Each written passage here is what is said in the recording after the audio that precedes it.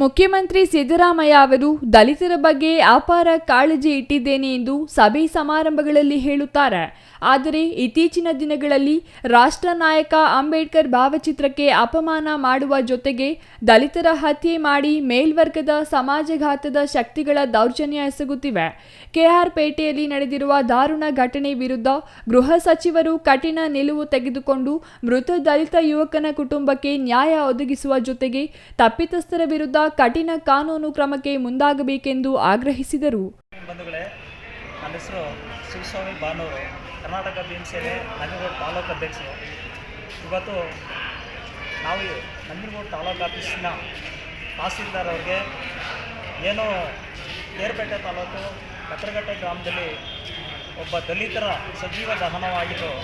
ಅದು ಆ ವಿಚಾರವಾಗಿ ನಾವು ಇವತ್ತು ತಹಸೀಲ್ದಾರ್ಗೆ ಮನವಿ ಕೊಟ್ಟು ಅವ್ರಿಗೆ ಸೂಕ್ತವಾದ ತನಿಖೆ ಮಾಡಲು ಆಗ್ರಹಿಸಬೇಕು ಅಂತ ಹೇಳಿ ಅವ್ರಿಗೆ. Kumar, CTV news, Nanjangud.